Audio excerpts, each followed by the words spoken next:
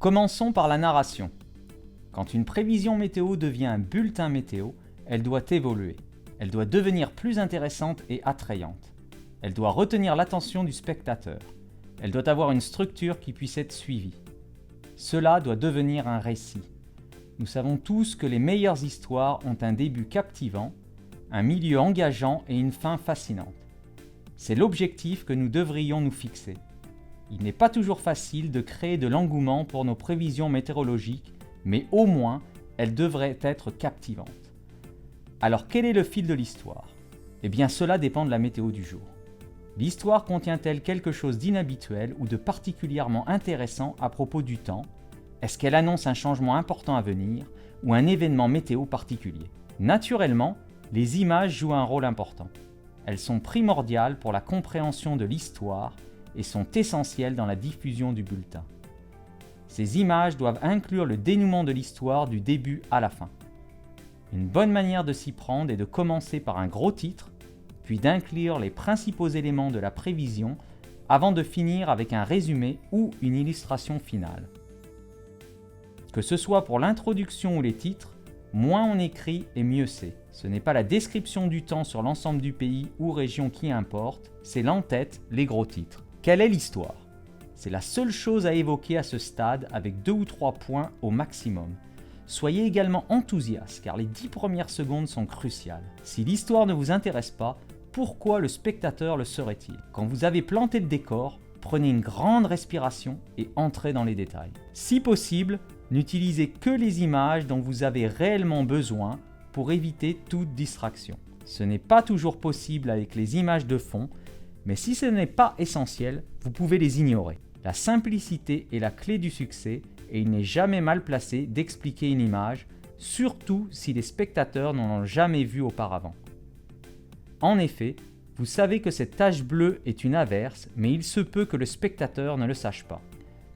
Expliquez donc que le vert ou le jaune signifient des pluies plus intenses par exemple. Expliquez que ces flèches représentent le vent et que les zones blanches sont des nuages. Ne présumez pas trop des connaissances des spectateurs. Ils apprendront vite si c'est expliqué, sinon ils décrocheront. Les températures devraient toujours être expliquées. Que signifie 25 degrés Celsius ? Est-ce plus chaud que la normale, plus frais qu'hier, ou donneront-elles le sentiment d'un temps lourd et humide ? Faites très attention au langage employé. Les spectateurs comprendront-ils ce que vous dites ? N'utilisez pas de termes techniques sans les avoir expliqués au préalable. Parlez comme si vous racontiez une histoire à un ami, comme à quelqu'un qui ne connaît rien de la météorologie. Il est important de toujours se mettre à la place du spectateur. Pensez à la façon dont le temps les affectera eux. Nous sommes souvent accusés de parler de la météo vue du ciel, comme si nous étions un satellite regardant vers le bas. Mais en réalité, ce n'est pas comme ça que les gens voient les choses. Ils observent les choses d'en bas et se tournent vers le ciel pour regarder le temps. Ils ne voient pas une bande pluvieuse ou une zone d'averse, mais un ciel gris, de la pluie et des flaques d'eau. Il vaut donc mieux dépeindre le temps qu'il va faire au cours de leur journée et l'impact que cela va avoir sur leur quotidien.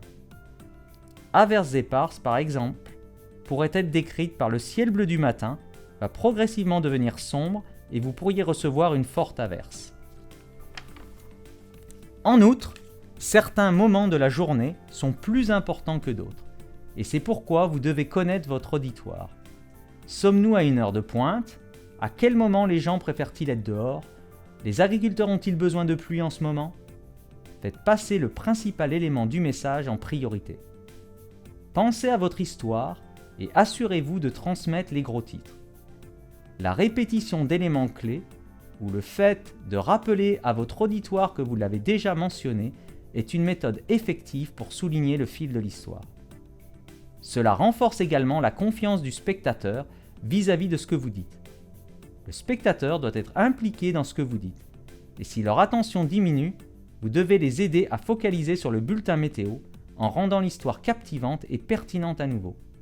C'est le meilleur moyen de gagner leur confiance et de s'assurer que vos spectateurs ont reçu le message.